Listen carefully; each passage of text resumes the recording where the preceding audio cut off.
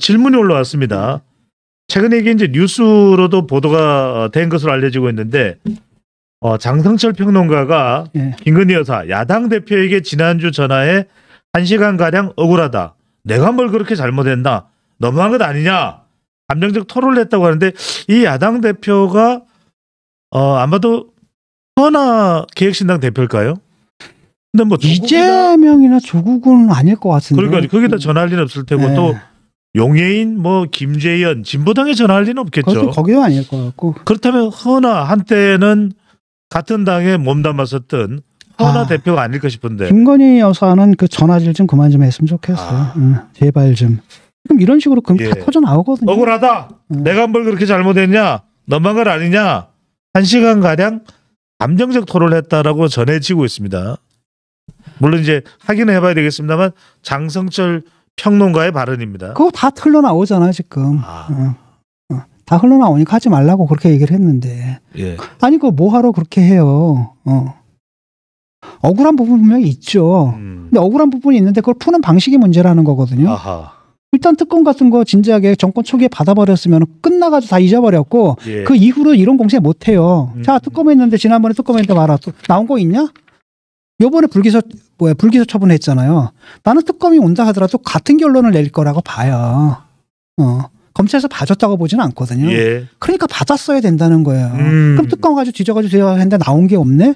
라고 하면 이미 끝났을 거라는 겁니다. 그러면 그 다음에 민주당에서 이거 의혹 어쩌고저쩌고 하면은 또 지난번에도 특검까지 했는데 나온 거 없었지 않느냐? 또냐? 국민들이 호응해요, 안 해요? 안 하는 겁니다. 예. 매번 방어적 태도를 취하고 하다 보니까 국민들도 뭐가 있는 거 아니야? 저렇게 못 받는 걸 보면? 예. 이렇게 간 거잖아요. 근데 그 부분이거든요. 그래서 그거 억울해할 거 없습니다. 자업자득이지. 예. 지금 이제 와가지고 사과할 그 타이밍을 다 놓친 거 아니겠습니까? 예. 다 놓친 거고 그때도 명품백 같은 것도 그때 사과했으면 3일짜리잖아. 3일짜리 가지고 지금 몇 달째 끌고 있는 겁니까 지금? 그럼 특검까지 가고 왜 그렇게 처리하냔 말이에요. 그때 내가 받았는데. 그 현명하지 못한 행동이었습니다. 예. 그래서 그 가방은 지금 어디 있고 어떻게 뭐 반납하겠습니다라든지 이렇게 했으면 끝나는 거 아니야. 근데 그렇게 못하게 하는 세력이 있는 거예요 지금. 근데 그 세력들은 그걸 하나 봐주면 계속 밀고 들어온다라고 하는데 사과를 안 하잖아요. 그럼 더 오래 끈다라는 겁니다. 사과를 하면 끝나요. 왜냐 민주당 계속 밀고 들어줘도 국민들이 호응을 안 해. 우리 국민들은 딱 사과하잖아요. 그럼 끝난 겁니다. 예. 사과도 안 하고. 조사도 안 하고. 그러니까 국민들도 답답한 거지. 그러니까 국민들의 불만이 있기 때문에 민주당이 저렇게 막 갈 수 있는 거예요. 민주당이 막 가봐야 국민들이 호응을 안 해주잖아요. 걔네들도 마음대로 막 못 가요. 지금 민주당이 막 가는 이유가 바로 자기들이 막 가도 국민들이 호응해 준다 이거거든요. 그러니까 국민들이 민주당에 호응을 할 수 없는 상황을 만들어줘야 된다라는 겁니다. 그게 이제 한동훈 대표가 3대 요구하는 게 바로 그런 거예요. 예. 그걸 해줘야지. 그렇다면 민주당은 그럼에도 불구하고 그러면은 민주당이 가만히 있을까? 아닙니다. 계속 공세를 하겠죠. 다만 힘을 못 받아요. 그런 공세에 힘을 못 받는다는 겁니다. 국민들이 뭐 하는 거예요, 니들. 예. 이렇게 타박을 하게 될 거라는 거죠. 그런 상황을 만들어야 되는 거고 민주당과의 싸움을 생각하는 게 아니라 뭘 봐야 되는 건가? 항상 민심을 봐야 되는 거고 국민들을 봐야 되는 거거든요. 그 부분을 못 보는 거야, 이 사람들이. 바로 이번 주 토요일입니다. 또 대규모 집회가 열릴 예정입니다. 이름은 김건희 여사, 김건희 규탄 집회입니다. 여사도 빼겠죠. 요즘 어떻게 봐야 됩니까? 탄핵을 위한 빌드업이라고 해야 되나? 예. 그러니까 사실 탄핵이라는 게 가능하지 않은 시나리오거든요. 그걸 민주당도 알고 있을 겁니다. 그럼에도 불구하고 뭐 여러 가지 이유가 있겠죠. 그중에 대표적인 건 11월 달인 것 같아요. 11월에 이제 그 재판 결과에 따라 가지고 동요할 수가 있거든요. 예. 그런 지지자들의 동요를 잡아놓기 위해서는 지금 몰아쳐야 되거든요. 그리고 지금 때는 참 좋지 않습니까? 대통령 지지율이 20%밖에 안 되고. 이때다. 거기다가 또 명태균 터지고 예. 뭐 여러 가지 터지지 않았습니까? 특히 이제 명태균이 계속 거기서 뭔가 흘러나오고 있고 강혜경의 폭로가 흘러나오고 있고 예. 등등등등 이런 분위기가 있기 때문에 민주당으로서는 그 기회를 놓칠 수가 없고 이참에 아주 막 드라이브를 걸어야 된다는 거죠. 뭐 그런 의도인 것 같고 여기서 이제 조국 혁신당 같은 경우는 아예 이제 탄핵으로 가겠다라고 공식 선언을 했어요. 예. 10월 26일이죠. 보니까 그 날짜가 박근혜 탄핵 촛불 집회가 처음 열렸던 날이더라고요. 그 날짜에 이제 맞춰가지고 조국 대표하고 그러니까 포함해서 12명의 의원이 모여가지고 선언을 했습니다. 예. 10월 26일에 맞춰서 탄핵을 위한 장외투쟁에 돌입한다라고 선언을 했고 또 그 자리에 자기들 말에 따르면 3,000명이 모였다 그러거든요. 예. 그러니까 이제 딱 빼면 한 1,000명 정도 모인 것 같아요. 보통 부풀리잖아요. 그래서 거기서 뭐라고 얘기를 했냐면은 민주주의 원리와 표현의 자유를 유린했고 법치주의의 근간을 허물고 전임 정부와 야당 언론의 쇠몽둥이를 휘둘렀다. 이게 이제 탄핵의 사유라는 겁니다. 예. 그래서 더 나아가지고는 그래서 민주공화국과 국민주권주의라는 헌법적 가치를 심각하게 훼손했다라는 뭐 이런 걸 내걸었는데 구체적인 게 없잖아요 지금. 뭐야? 예. 뭐야? 어떤 사건이야? 그러니까요. 아무것도 없고. 예. 그러니까 자가 발전을 지금 하는 거거든요. 아하. 위해서 자가 발전을 지금 하고 있는 것 같고. 여기다 더해서 민주당 같은 경우에는 이제 거기 이제 합류할 겁니다. 11월 2일에 서울역 앞에서 이제 김건희 국정농단 범국민 규탄대회를 열기로 하게 했습니다. 예. 그러면은 그때가 아마 주말이겠죠. 거기는 이제 이재명 대표하고 그다음에 민주당의 지도부들하고 예. 의원들 전부하고 더 나아가가지고 시도당 위원장들, 지역위원회 위원장 총동원이네요. 총동원을 하는 거고 아하. 거기서 뭐냐면 각 지역위원회별로 당원 총동원령을 내렸어요. 예. 거기서 이제 집결하겠다라는 거죠. 그래서 11월을 맞아가지고 한번 크게 붙어보겠다. 그다음에 그 열기가 한 번 끝나는 게 아니에요. 이게 시작이라는 거거든요. 11월 내내 이 분위기로 가져가겠다라는 거죠. 뭐 패딩을 준비한다는 이야기도 나옵니다. 패딩도 준비하라고 얘기를 했다는 건 뭐냐. 예. 길어진다는 얘기죠. 아하. 길어질 거고 겨울까지도 계속 할 거다. 그런 얘기를 하는 거고. 그럼 도대체 왜 그러느냐. 이 사람들이 왜 그럴까. 일단은 조국 혁신당 같은 경우에는 지지율이 지금 하락 국면이거든요. 대통령이요. 많이 떨어졌습니다. 지지율이. 조국 혁신당의 지지율. 네. 과거에 14.2%였잖아요. 거기면 한두 달 만에 지금 6.8%로 떨어졌거든요. 그러니까 반 이하로 떨어진 거예요. 지지율이 반토막됐고, 그다음 이 추세가 계속 가는 거거든요. 그러면은 지금 뭐 개혁신당이라든지 이런 당하고 크게 다를 바 없는 그런 이제 군소 정당으로 전락할 위기에 이제 빠진 거죠. 왜 이렇게 됐을까? 잘 나가는 것 같았는데 내가 볼 때는 특히 영광선거에서 진 거. 영광선거에서 최소한 원래는 1위를 노렸던 거 아닙니까? 예. 1위를 하기 위해서 누구까지 동원됐습니까? 대표까지 동원해가지고 가서 한 달 월세살이까지 했는데 예. 거기서 져버렸단 말이죠. 진 것도 모자라가지고 진보당한테까지 뒤져버린 거예요. 3위가 돼버린 겁니다. 예. 그러니까 호남에서 원래 계획은 뭐였냐면 결국 대선 후보 결제 도장을 가진 건 호남이거든요. 근데 거기서 일단 만약에 이겼다라고 한다면 호남에서 돌풍을 일으킬 수가 있거든요. 그럼 호남 유권자들의 선택이 이재명에서 이제 조국 혁신당 쪽으로 올 수도 있다. 기대를 했는데. 그렇죠. 그런 걸 기대하고 대표 이하 지도부가 그냥 한 달 전에 내려가가지고 거기서 농활하듯이 했던 거 아닙니까? 아하. 그럼에도 불구하고 결과를 딱 받아봤더니 3위였다라는 겁니다.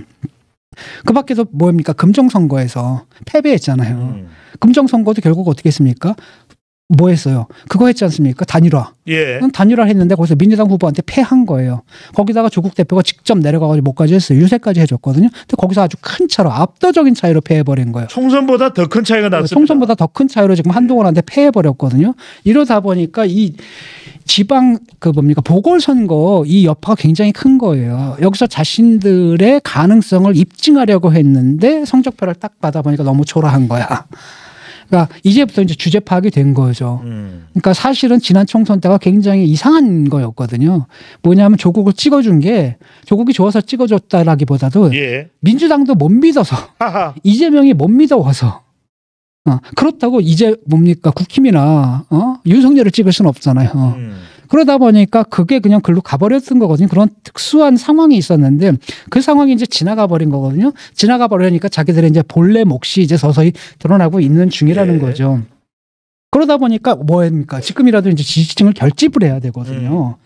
그래서 한편으로 대통령 지지율 지금 20%밖에 안 된다. 그러면 한번 해볼 만도 하다라고 판단한 것 같고 그 다음에 또 하나는 탄핵이라는 걸 걸었단 말이에요. 굉장히 강하게 탄핵이라는 걸 걸었는데 이건 민주당과의 경쟁 문제예요. 지금 그 대통령에 대한 반감은 있거든요. 근데 거기서 가장 선명하게 이걸 내거는 사람이 결국은 주도권을 잡는다는 계산을 한 겁니다. 그래서 민주당에서 좀 주저주저 하는데 탄핵이라는 걸 내걸었습니다. 근데 탄핵이라는 걸 내걸 수 있었던 것은 조국 혁신당 같은 경우 당세가 작잖아요. 당세가 작으면 그 몸집만큼의 책임감이 따르거든요. 예. 그래서 군소 정당들은 좀 급진적인 얘기들을 마구마구 할 수가 있어요. 그래서 그거를 하면 그걸 이용해서 탄핵을 저질러 놓은 거죠. 라고 한다면 거기 호응하는 사람들이 대부분 다 강성일 텐데 결국은 자기들한테 지지를 보낼 거라는 겁니다.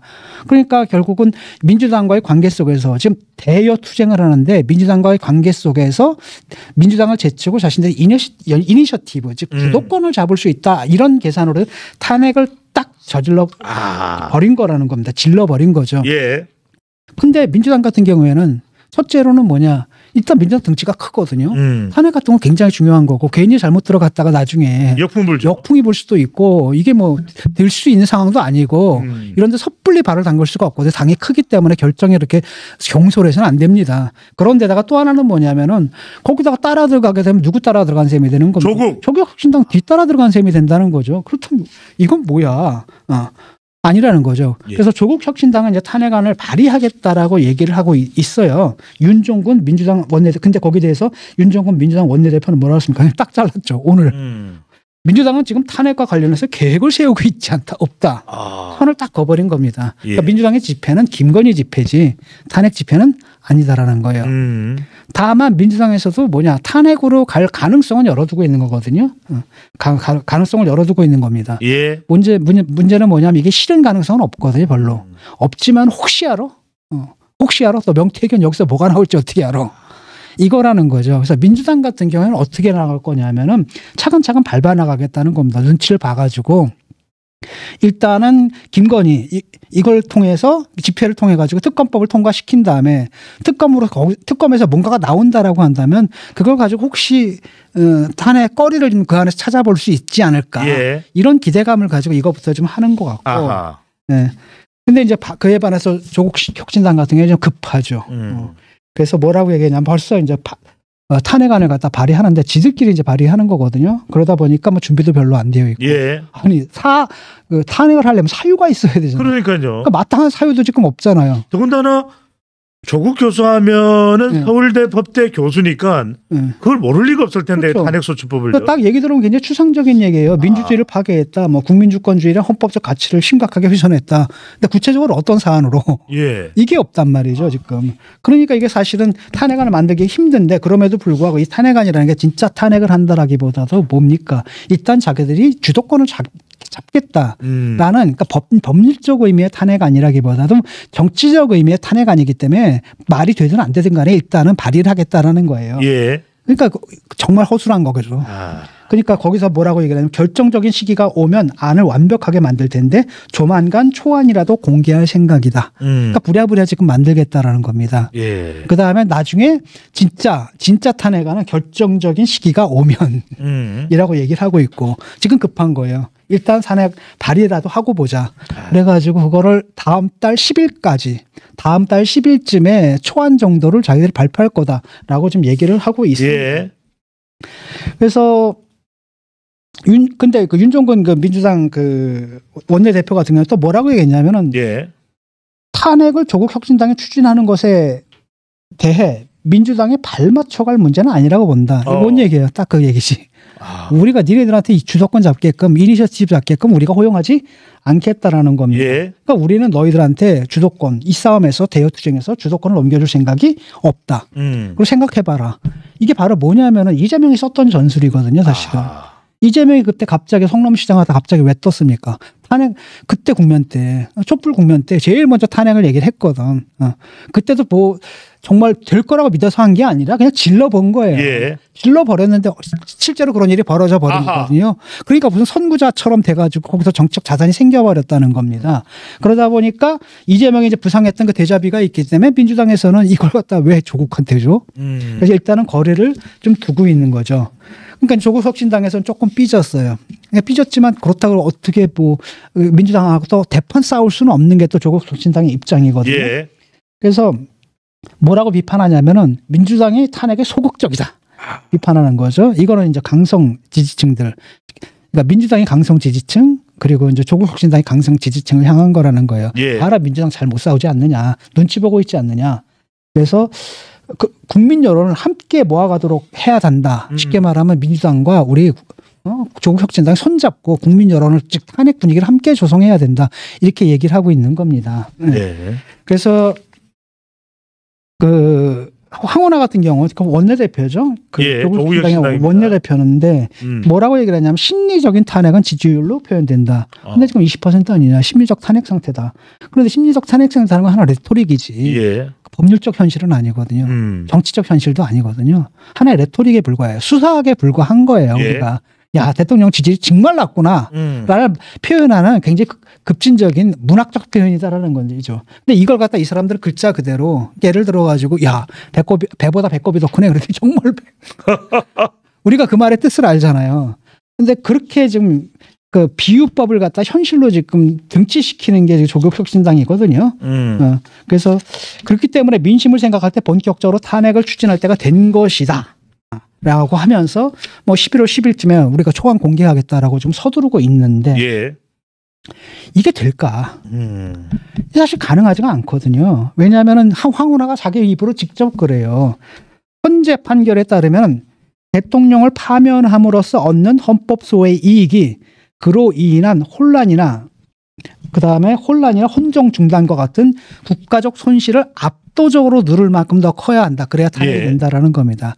탄핵 사유는 뭐 시시한 거 가지고 되지 않는다라는 겁니다. 근데 지금 구체적인 사안도 지금 없잖아요. 그러니까 나온 것도 하나도 없는 거고. 그다음에 그냥 뭐냐면 뒤지면 나올 거다라는 예.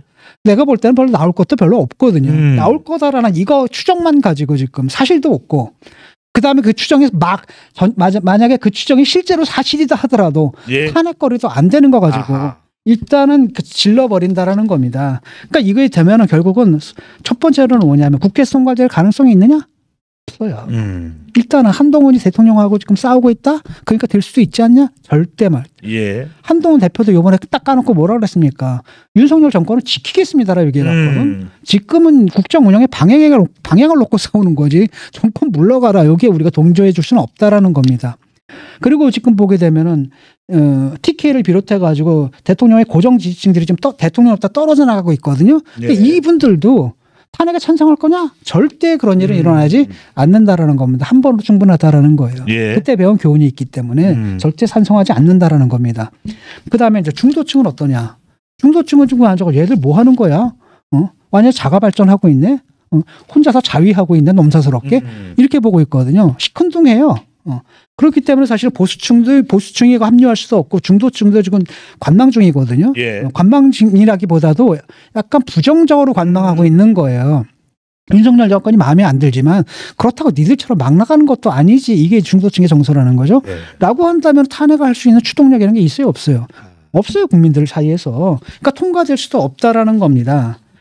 그래서 결국은 이제 민주당 같은 경우에는 그럼에도 불구하고 이제 탄핵까지 얘기를 좀 못 하고 있고, 예. 민주당은 이제 11월로 다가온 이재명의 1심 판결, 여기에 이제 대비해서, 아하. 그러니까 조국 혁신당이 뭐 탄핵 얘기하면은 그 말리진 않겠다라는 겁니다. 니들 해라. 그 다음에 어차피 우리 지금 김건희 특검 이거 하지 않냐? 거긴 너희들 동의하지 않느냐? 이건 같이 할 수 있지 않느냐? 예. 이렇게 그냥 가면 된다라는 겁니다.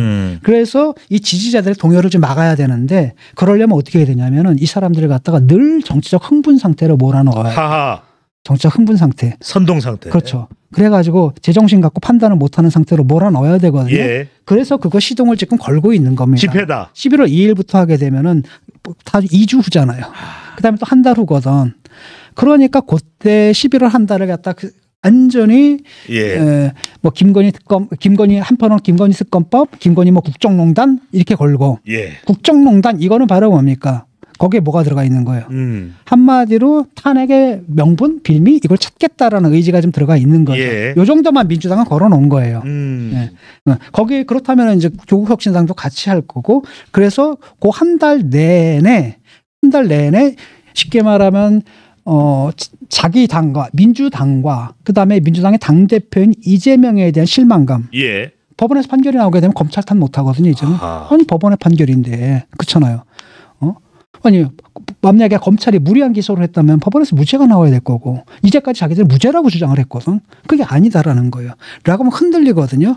이걸 갖다 쓱 가리고 뭐예요? 분노와 증오, 혐오로 가겠다라는 거죠. 예. 그렇게 해서 이게 이제 필요한 거고 또 요걸 통해 가지고 뭐 하는 거냐면 이제 탄핵을 위한 일단 빌드업 같은 거. 별로 가능성은 없지만 혹시 알아 얻어 걸릴지. 예. 그때 박근혜 때도 그랬잖아요. 딱 했는데 그때 뭐 탄핵이 정말 될 거라고 생각했어? 태블릿. 했는데 나중에 보니까 뭐 태블릿이 나와버렸네. 하하. 이러다 보니까 탄핵이 실제로 돼버렸단 말이죠. 예. 그러니까 혹시 알아? 이 정도예요 지금. 그래서 뭐 민주당에서는 그 탄핵의 가능성을 높이 보지는 않아요. 그럼에도 불구하고 그냥 그 가능성을 열어두는 거고 예. 또 하나는 가능성을 열어둔다는 게 뭐냐면 지지자들을 설득하는 거예요. 이 정도 상황이 심각하다라고 이제 말하는 민주당의 방식이다라는 거죠. 극도의 흥분 상태로 놓이게 만드는 예. 무대를 깔아놓는다. 말하자면 교수님 11월 직면할 수밖에 없는 이재명 대표의 재판 선고에 그렇죠. 대한 방탄으로 예. 김건희 여사 관련해서 윤석열 대통령의 가장 약한 연결고리인 김건희 여사를 때리고 또 때리고 때리고 또 때리는 여론을 선동하는 그런 전략으로 읽어도 될까요? 그렇죠. 그 사실은 여사 문제가 많죠. 이제 여사가 문제가 많은데 내가 볼 때는 이게 스모킹건이랄까 건더기가 없어. 그냥 국물만 있지. 예. 이게 옛날에 황소도강탕이라 그러나 예. 우리 군대에서 먹던 쇠고기국이 있었잖아요. 소고기는 없는데 고기는 없어. 그 황소가 딱 지나가 이렇게 아련한 그렇죠. 향취 뭐 이런 거 있잖아요. 항소 방구 냄새가 나죠. 그런 거 네. 그다음에 군대 얘기가 나오니까 나 군대 가서 알았던 게 돼지라는 짐승은 100% 지방질로 이루어졌다는 사실을 처음 알았지. 그렇죠. 고기가 없고 지방 출신인 줄 알았어요. 네. 그런 거 어쨌든 뭐 그런 거라는 거죠. 그래서 사실은 나올 게 없는데 그럼에도 불구하고 그냥 마구마구 몰아치는데 예. 지금 그렇다면 탄핵의 분위기가 되느냐? 내가 볼 때는 보수 중에서 굉장히 걱정을 하는 것 같아요. 이 부분에 대해서 특히 국힘이 엄청나게 걱정을 하거든요. 그다음에 이제 보수 언론에 있는 기자분들이나 뭐 몇몇 사람들 얘기 들어봐도 이 부분에 대해서 상당히 걱정이 커요. 아하. 그러니까 이 사람들이 민심을 몰라. 민심을 정말 몰라요. 탄핵의 분위기 내가 단언하는데 없어요. 지금은 2016년이 아니다라는 겁니다. 예. 2016년이 아니거든요. 그렇게 해가지고 우리가 촛불 정권을 세웠잖아. 근데 그 촛불 정권이 어떻게 했어? 문재인 때 어땠습니까? 조국 사태 났거든. 그래서 정권 바뀌었거든. 그걸 또 다시 하자고? 지금은 2016년이 아니다라는 겁니다. 그리고 그 과정에서 민주당과 민주당 정치인들의 추한 모습들 수없이 예. 목격을 한 거예요. 한번 그 촛불 정권으로 탄생했던 그 정치인들 다 어떻게 됐습니까? 안희정 어떻게 됐어요? 조국 어떻게 됐습니까? 그다음에 또 박원순 어떻게 됐어요? 그다음에 이재명은 어떻게 되고 있습니까? 다 이런 거거든요. 그러니까 사람들이 촛불 집회했을 때마다 정말 민주주의에 대한 희망 같은 게 있었는데 딱 집권 5년 딱 지나고 나니까 이거 뭐 완전 범죄자 집단 아니야? 이런 거라는 거죠. 예. 그다음에 그 부패에도 굉장히 정말 수준 낮게 부패를 해 먹은 거. 뭐 누구죠? 그 이상직인가 뭐 이런 거 있잖아요. 뭐 이스타 항공입니다. 항공인지 뭐 이런 것들로 정말 너저분하게 해 먹었고 이 사람들이었어? 민주화 운동을 했던 사람들이 이런 종류의 인간들이었어? 라는 실망감이 있었고 그 실망감 때문에 정권 교체가 된 거라는 거예요.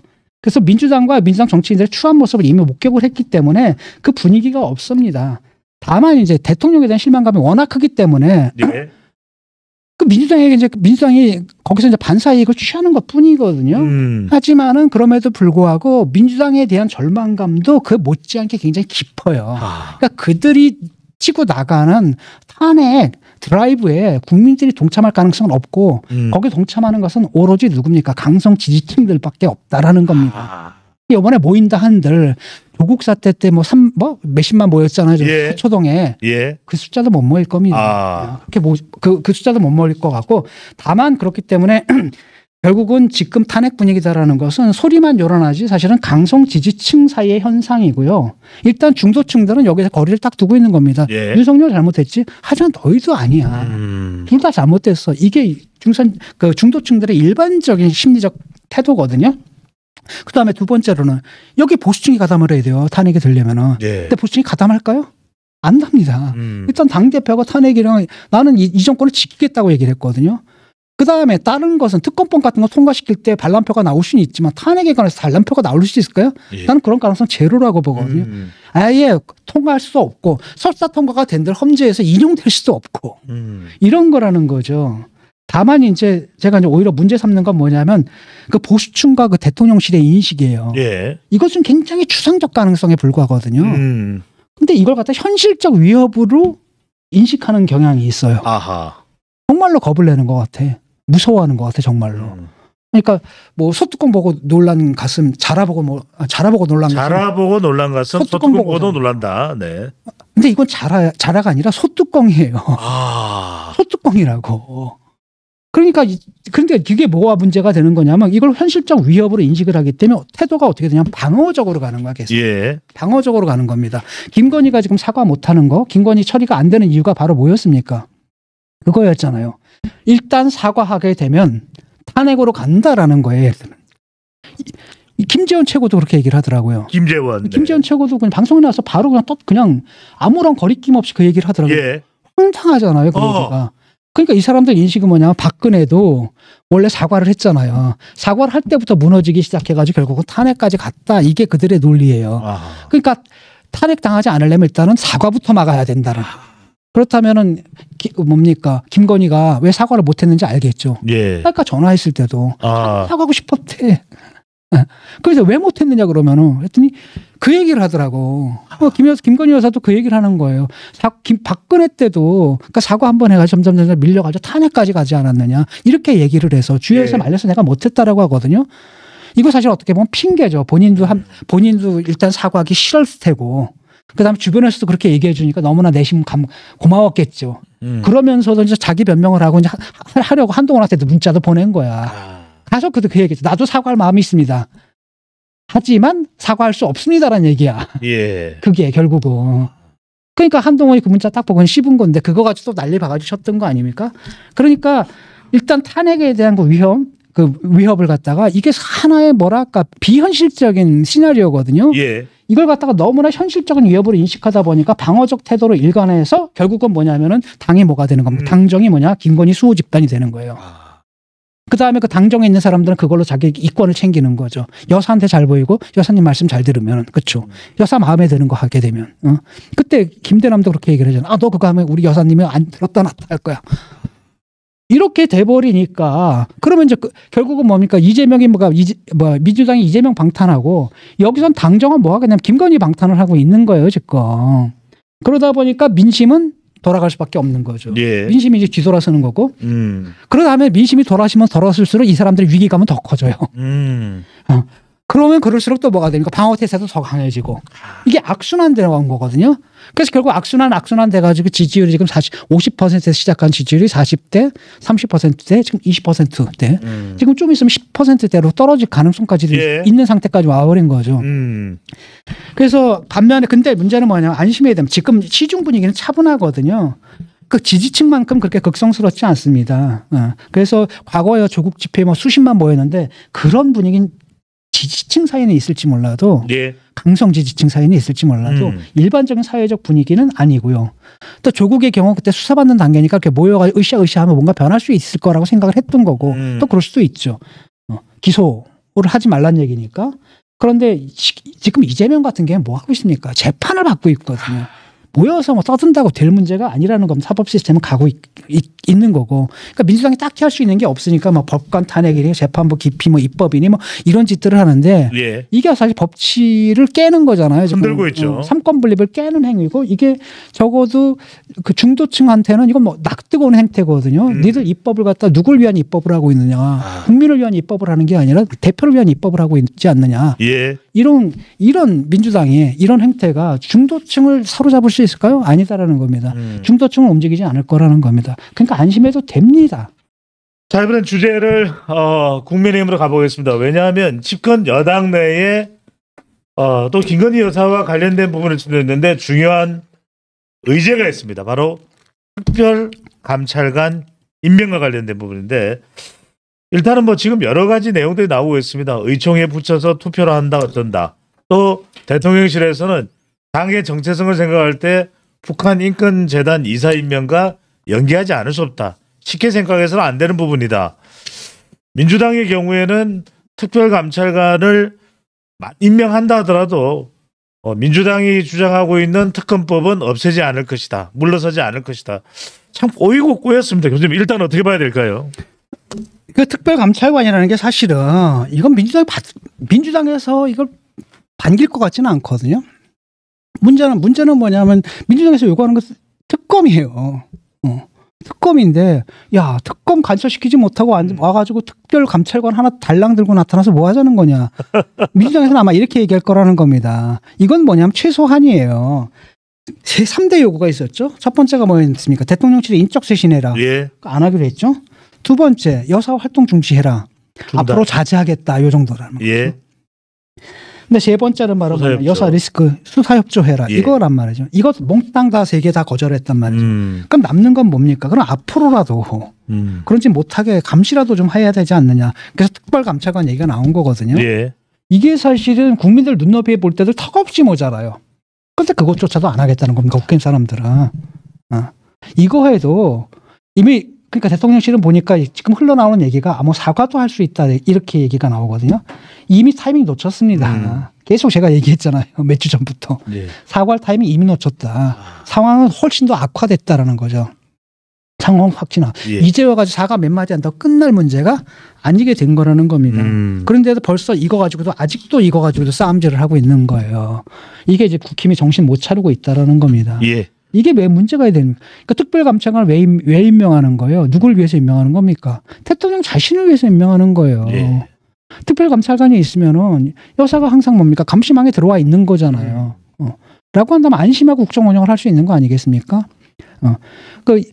생각해 보세요. 그때 박근혜 때도 그 특별감찰관이 있었잖아요. 이석수 특별감찰관. 그때 예. 십상시 문건 어쩌고저쩌고 나왔었잖아요. 그때 그거를 갖다가 내치는 게 아니라 이분을 내치는 게 아니라 그때 제대로 조치를 했으면 아하. 탄핵까지 갔겠냐라는 거야.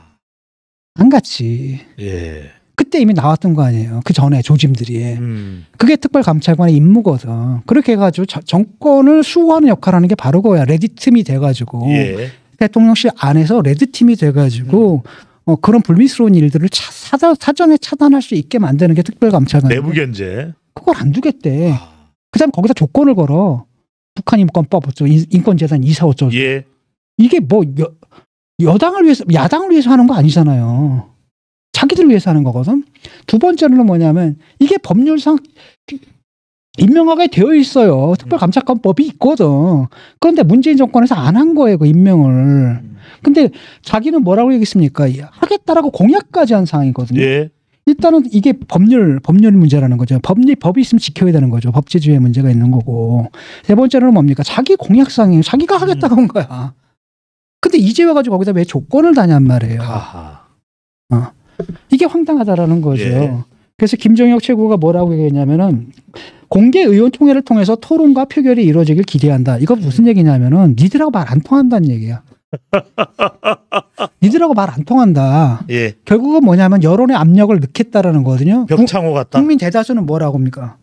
특별감찰관에서 뭐라고 생각을 하겠어요? 당연히 설치해야 된다고 생각하죠. 예. 이게 민심이거든. 근데 믿을 거지 민심밖에 없다라는 거예요. 그러니까 공개 의총하자, 공개적으로 발언하자라고 하면 반대하는 놈들도 공개적으로는 얘기 못 하거든. 왜? 논리가 딸리니까. 예. 논리가 딸리니까 그 얘기를 못 한단 말이죠. 그 다음에 더 나가서 뭐라고 그랬냐면은, 표결까지 가는 것도 괜찮다라고까지 딱 질러버린 겁니다. 네, 요거는 조금 오버한 거죠. 근데 이제 공개 여부가 이것도 또 문제가 될 수 있습니다. 예. 일단은 출석 의원 10명이 요구를 하고 과반이 되게 되면 공개를 하게 돼 있거든요. 근데 일단 이렇게 몰고 나가잖아요. 이거 나중에 또 공개도 못하게 비공개로 했다?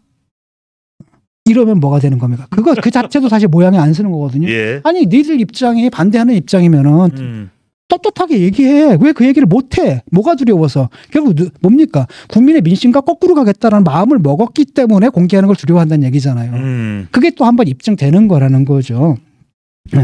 그래서 지금 이제 친한 계열에서 드라이브를 좀 걸고 있는 것 같고, 여기서 예. 플러스로는 뭐가 있냐면 원외 당협위원장들. 이런 의견도 들어봐야 된다. 그 더 나가서 전당원 여론조사 한번 해보자. 네. 뭐 한번 뻔하죠, 이거. 민심이니까. 뻔한 거고, 요거는 이제 아이디어 차원에서 검토가 되고 있다라고 하는데 일단 이렇게 질러놓은 거고요. 결국 찬성 여론을 이제 민심의 압박을 통해 가지고 찬성 여론을 조성해서 사실은 이 사람들이 생각하는 표결까지 갈 생각 가지는 것 같지는 않고 예. 표결 절차를 생략하고 이제 통상적인 합의 추진하겠다 이거죠. 합의 추진하기 위해서 뭐냐? 압력이 가야 된다는 거고 민심의 압력이 가야 된다는 거죠. 그럼 공개를 해야 되는 거고 그 얘기예요. 예. 그래서 결국은 그런 식으로 특별감찰관 후보 추천을 이제 관철시키겠다라는 겁니다. 여기 대해서 이제 뭐 친윤 같은 경우는 이제 뭐 공개 의총 제한 자체 이제 불쾌감을 갖는 거죠.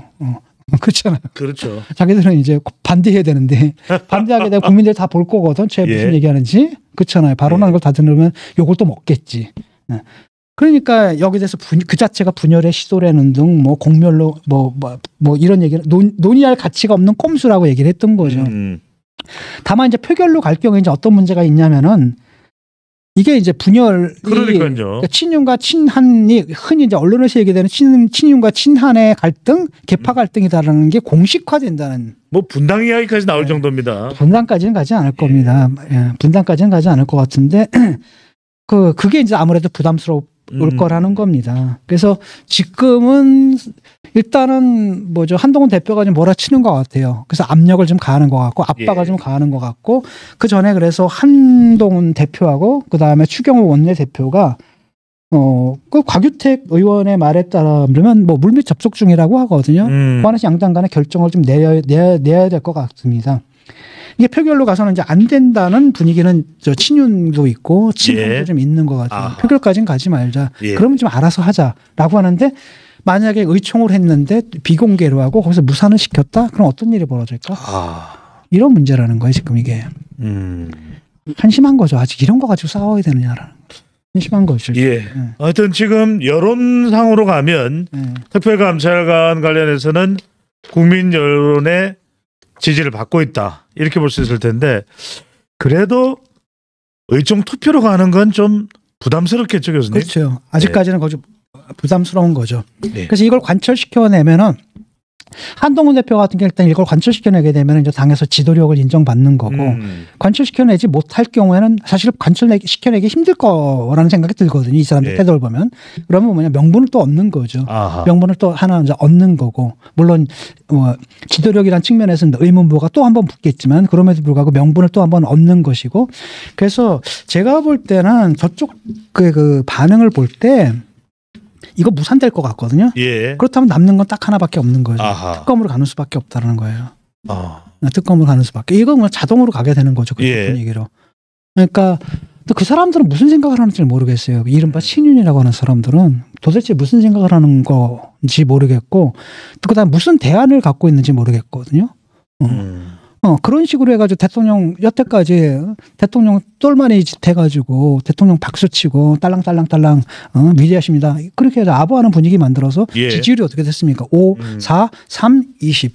지금 역대 대통령 최저의 지지율이란 말이죠. 그럼 자기들이 해온 방식이 이미 실패했다라는 걸 여러 번 선거에 참패로 여러 예. 번 지금 확인된 거 아니에요. 라고 된다면 뭔가가 있어야 될 거예요. 아하. 그거 없이 그냥 하든지 그대로 하겠다라는 거 아니에요. 저는 그 부분이 답답하고 도대체 무슨 생각을 하고 있는지 모르겠어요.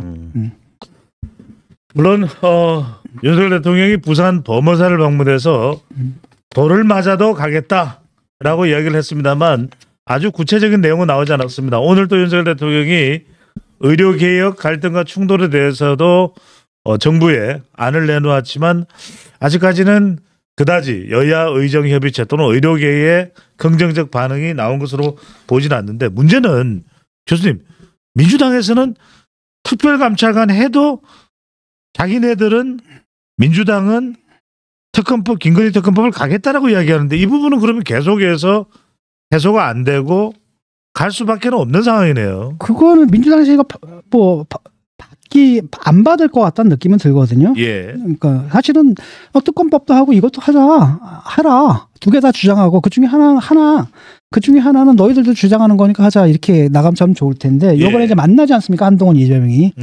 근데 그 만나는 명분은 뭐였냐면 여야의 공동 공약이라는 게 있어요. 아하. 이거는 정쟁과 상관없이 일단은 통과시키자라는 거죠. 예. 그 부분이 핵심이에요. 근데 이제 다른 한편으로는 그런데 이제 분명히 이재명은 뭘 들고 나올 거냐면은 이제 특검법을 들고 나올 거고 한동훈 대표는 그 자리에서 뭐 특별감찰관 임명하는데 아직 추천하는데 후보 추천하는데 협조해 달라 이 얘기를 예. 할 거라는 거죠. 아마 둘 다 안 받을 가능성이 커요.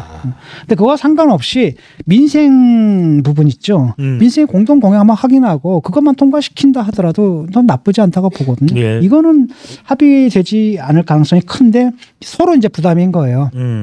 특검을 예컨대 특검법을 안 받겠다는 한동훈의 체면이 좀 깎이는 거고 그다음에 감찰관 이거 후보 추천 못하겠다 그러면 민주당 니들 뭐야? 그러니까요. 아니 김건희 그렇게 욕하면서 감찰관 임명하지 말라고 무슨 얘기야? 그러니까 서로 명분이 좀 딸리는 부분들이 좀 있거든요. 그래서 요거는 이제 좀 똔똔이라고 해야 되나? 비긴다라고 해야 되나? 네. 라고 해서 내가 볼 때는 둘 다 무산될 것 같고 그렇다면 남은 건 민생 얘기라도 좀 제대로 해라. 예. 그래가지고 이게 맨날 싸우는데 그래도 뭔가가 돌아가고 있다는 것 정도는 보여줘라. 그걸 주문하고 싶어요. 네.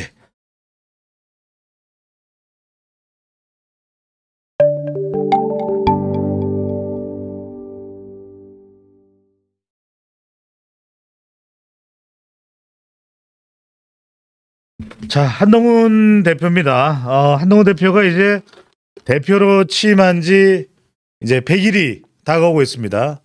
지났나요? 이제 다 됐습니다. 7월 23일 당대표로 당선되고 임기를 시작했으니까 이제 100일이 됩니다. 내일입니다, 교수님. 날짜상으로 10월 30일 100일 기자회견 한다는데 일단은 100일의 한동훈 어떻게 평가를 하시는가요? 이제 정치인으로 변모하는 과정이라고 봐요. 지금 어려운 싸움이고 어려운 싸움이고 사실은 2인 삼각형 게임 경기가 돼야 되는데 예. 2인 삼각 경기가 지금 안 되고 있잖아요. 그럼 대통령실 일단 다 거부하는 거 아니에요. 네가 원하는 대로 오늘 한 발짝도 못 가겠다라는 거 아니겠습니까? 그런 상태에서 이제 발목이 좀 잡힌 상태거든요. 그리고 당내에서 그 당원들이 압도적인 지지를 받았습니다. 60% 이상의 지지를 받았지만 당내에서는 의원들 사이에서는 아직도 소수라는 거예요. 거기에 이제 딱 발목이 좀 잡혀 있는 것 같죠. 잡혀 있는 거죠. 그 상태 속에서 이제 서서히 자기 세력을 좀 확정하는 과정인 것 같거든요. 그리고 자기 주도권을 좀 잡은 것 같고, 그러니까 요번에 내가 주목하는 게 나경원하고 오세훈, 김기현, 박형준 예. 만났잖아요. 예. 근데 이 사람들 성명을 발표했거든요. 그 예. 성명이 참 재밌더라고요. 대통령실은 그때의 책임감과 자신감으로 돌아가서 결자 해지의 자세로 국정의 발목을 잡는 현안의 해결에 앞장서 주길 바란다. 예. 드디어 대통령에게 결자 해지하라고 얘기를 했어요. 한마디. 근데 두 번째로는 뭐라고 얘기냐면 국민민복을 책임진 세력 내에서 대통령과 당대표의 내분만 도드라져 보이는 것은 참으로 정치적 리더십의 부재라 할 수밖에 없다. 이게 뭐냐면 결자 해지의 자세라는 것은 일단 대통령실에 대한 비판이고요. 예. 그다음에 정치적 리더십의 부재다라는 건 한동훈 대표에 대한 비판인 거죠. 라고 하면서 일종의 양비론이 나와버렸거든요. 예. 뭐 한편으로는 국민 눈높이에 맞추는 겁니다. 그래서 대통령님 결자 해지하십시오. 예. 그러면서 또 다른 한편으로는 이제 한동훈을 딱 견제하는 거죠. 너도 정치적 리더십이 없어. 정치적인 좀 이해관계가 도살인 그런 좀 그렇죠. 폼으로도 보입니다. 그렇죠. 그건 뭐 예. 너무나 당연한 거고 또 정치인들은 원래 그래요. 그걸 탓할 수는 없다고 보고, 그러니까 제3 세력으로서 자기들이 좀 벗어나 있었는데 존재감을 이제 드러냈고, 거기서 이제 뭐라고 얘기했냐면 공동의 번영을 위한 여당다운 모습을 찾아가는 길에서 우리도 최선의 노력을 다하겠다라고 예. 하니까 이제부터 자기들이 어떤 역할을 모종의 역할을 하겠다라는 거죠. 지금 결국은 대통령실하고 한동훈 대표의 이것만 부딪힘만 좀 보이고 있잖아요. 이러다 보니까 여론이 몽땅 다 그쪽에 언론의 그 관심이 몽땅 다 거기에 지금 집중돼 있거든요. 예. 그런 가운데 자기들이 상대적으로 좀 소외가 돼 있었는데 치고 들어오겠다라는 겁니다. 그래서 이 사람들의 그 성명서를 보면서 뭐 이해가 되죠. 이 사람들 입장에서는 그럴 수밖에 없는 거고요. 또 다른 한편으로는 또 평가도 합니다. 그래도 대통령에 대해서 큰 소리를 한마디 한 거죠. 결자 해지하라는 얘기를. 그동안은 참 대통령에게만큼은 네. 부정적인 발언은 극도로 자제를 해왔던 그렇죠. 인물들인데요. 네. 네. 이분들이 이제 또 뭐야, 의원 두 분은 그래 범침륜이고 나머지 두 분은 약간 중도적인 입장이었던 건데 어쨌든 거기서 결자 해제하라. 뭐 어쨌든 늦었지만 평가할 만하다라는 겁니다. 이제라도 그런 말을 해주는 게. 그런데 문제는 뭐냐면 결자 해지하라는 요구를 할 수 있는 분위기를 만든 게 누구냐라는 거예요. 그건 아니죠. 한동훈이 한번 부딪혔거든. 예. 부딪혀가지고 돌파를 하고 있거든. 라고 하니까 그 열린 공간에 들어와가지고 지금 슬쩍 숟가락을 좀 얹는 측면이 있거든요. 그래서 이분들은 그거 오케이. 일단은 그걸 갖다 명심해야 될 것 같고, 두 번째는 이 두 가지를 다 어떻게 해야 하느냐는 문제예요. 예. 한편으로는 뭐예요? 정치적 리더십을 갖고 그럼 너희들이 대통령실 결자 해제하도록 한번 너희들이 한번 설득해봐. 니들이 좀 중재 역할을 해봐. 중재 역할을 한번 해봐. 그 역할 할까? 안 할 겁니다 아마. 이게 이렇게 되는 거죠. 그러니까 사실 말뿐인 것 같고, 그러니까 지금 말을 하나 던진다라는 겁니다. 그런데 저는 이제 한동훈 대표한테 좀 바라고 싶은 건 바로 뭐냐면은 어떤 느낌이냐면은 지금 비판을 좀 제가 할게요. 예. 그러니까 어떤 일을 하기 전에 일단은 명분을 충분히 쌓아야 됩니다. 그러니까 대화의 노력을 해야 돼. 물밑 접촉을 하고 계속 접촉하고 예. 이 사람 저 사람 만나고 많이 만나가지고 설득하고 그러다가 안 되면은 그때 언론 플레이를 나와야 되는데 지금 어떤 거냐면 언론 플레이를 먼저 하는 게 아니냐라는 세간에는 그렇게 알려져 있다라는 겁니다. 예. 내가 알고 있기로는 언론 플레이를 할 때쯤이면 이미 많이 했다라는 거거든요. 라고 하는데 공적으로 예컨대 물밑 접촉도 하고 물 위 접촉도 해가지고 일단은 계속 만나서 얘기를 하고 설득하고 그다음에 그게 안 될 경우에 이제 언론 플레이를 했으면 좋겠는데 이게 이제 뭐냐면은 언론 플레이로 모든 걸 풀려고 하는 게 아니냐라는 이제 저쪽에 불신을 놨거든요. 그게 사실이든 아니든 간에 저쪽에서 이렇게 불신하는 것은 사실이잖아요. 그렇다고 한다면 그거는 좀 피했으면 좋겠다는 생각이 듭니다. 그다음에 또 한편으로는 자꾸 이기려고 든다는 느낌이 좀 들거든요. 이기려고 드는 게 아니라 양자가 둘 다 승자가 되는 길을 좀 찾아야 된다는 겁니다. 그러니까 쉽게 말하면 정치는 게임이 아니거든요. 예. 정치는 게임이지만 동시에 게임이 아닌 게 있는 게 게임의 목적은 어디에 있습니까? 이기는 데 있잖아요. 근데 정치의 목적은 이기는 데 있는 게 아니라 해결하는 데 있거든, 문제를. 예. 해결하는 데 있고. 그러니까 해결하는 노력들을 계속 보여줘야 되는 거라는 겁니다. 그런 가운데서 갈등은 일단은 되도록 최소화하려고 한다는 인상을 좀 줄 필요가 있다라는 겁니다. 그게 제가 두 번째 주문이고요. 세 번째 주문은 그 백서에서 나온 거. 백서 이번에 나왔을 때도 뭐라고 그랬냐면 어차피 평가는 국민이 하는 겁니다라고 얘기를 했는데 그 당에서 공식으로 나온 백서죠. 마음에 안 들죠. 불만스럽죠. 자기 책임도 적시가 돼 있지 않습니까? 근데 그런 거 좀 쿨하게 넘겼으면 좋겠거든요. 백서에 나온 지적 뭐 수용하겠습니다라든지 너무 어차피 이거 백서 별것도 아니잖아요. 그냥 넘어가면 되는데 그거를 좀 못 참아하는 것 같더라고요. 근데 그게 약간 협량하다는 느낌을 줘요. 그래서 약간 리더로서의 느낌을 주려면은 아까도 얘기했듯이 그런 부분들에 좀 신경을 써야 됩니다. 일단은 훨씬 더 많은 소통을 한다라는 느낌을 줘야 된다. 그다음에 이기려는 호승심이 보여서는 안 된다. 그러니까 정치의 목적은 승리가 아니라 뭐야? 해결에 있다. 해결하는 능력에 있다라는 거고. 그래서 둘 다 승자를 만들어야 된다라는 거고. 그런 노력을 하는 모습을 보여준다는 거고. 세 번째로는 자신에 대한 공격. 정치인은 공격받거든요. 공격받고 공격을 받는다 하더라도 정말로 자기 말대로 평가를 누가 합니까? 국민들이 합니다. 그러니까 그걸 굳이 자기 말로 자기 입으로 얘기할 필요가 없어요. 그냥 자기는 그냥 쿨하게 명심하겠습니다라든지 참고하겠습니다라든지 이렇게 하고 넘어가면 더 커 보인다라는 겁니다. 그런 말씀을 좀 드리고 싶고 내일 기자회견을 내일 기자회견을 한다라는데 기자회견에서도 좀 그런 태도였으면 좋겠어요. 하나 다 말싸움에서 이기려고 하거나 이럴 필요가 없어요. 크게 대마를 보고 대마를 쫓아가면 되는 거거든요. 그런 훈수를 좀 두고 싶어요. 말 그대로 호시 우보가 되겠군요. 호랑이의 눈과 소의 걸음처럼 좀 여유 있게 더 공간도 주고 또 자신의 공간도 확보하면서 나갈 필요가 있다. 교수님 단도직입적으로 여쭤보겠습니다. 향후 100일 이후에 한동훈 대표는 윤석열 대통령을 더 치받아야 됩니까? 아니면 윤석열 대통령과 뭔가 협력할 수 있는 것을 더 끄집어내고 더 적극적으로 접촉하고 또 관계를 복구하기 위한 노력을 해야 될까요? 계속 설득의 노력을 해야 돼요. 설득의 노력하고 아마 안 받아들일 겁니다. 내 판단은 그래요. 안 받아들입니다. 저 사람들. 그다음에 윤석열 대통령하고 김건희 여사를 떼놓는다는 게 가능한가? 이게 쌍둥이처럼 돼 있거든 지금. 이게 떼놓는다는 게 쉽지 않다라는 겁니다. 그렇다면 반쪽의 기능을 마비시켜야 되거든요. 마비시켜야 되는데 그걸 하기 위해서 아주 계속 노력을 좀 할 필요가 있다고 보고요. 그럼에도 불구하고 지금은 이제 힘이 약한 거잖아요. 당에서 쉽게 말하면 당 바깥에서는 민심을 업고 있고요. 두 번째로는 당심도 업고 있는 거거든요. 그런데 당이 뭐냐면은 그 당의 의원들 중심, 의원들 같은 게 딴 생각들 하고 있는 거잖아요. 그러니까 국민의힘 당 전체는 민심으로부터 떨어져 있어요.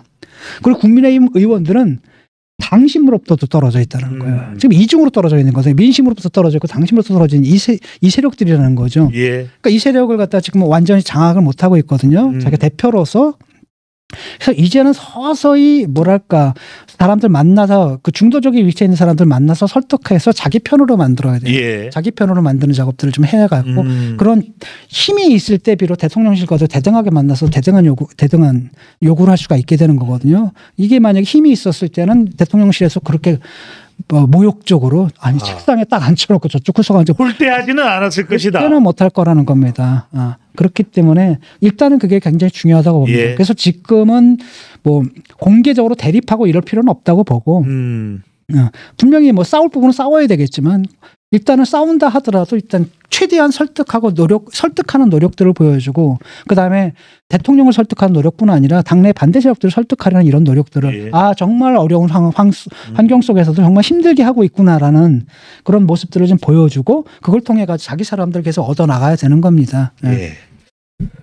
자, 이게 이제 앞으로 한동훈 대표에게는 무엇보다도 중요한데 진영 교수께서 대통령을 치받는 것이 중요한 것이 아니라 어떻게 하면 더 접촉하고 더 시도하고 얻고자 했던 걸 얻어내려고 하는 그 의지와 또 여유가 중요하다라는 말씀을 주셨습니다.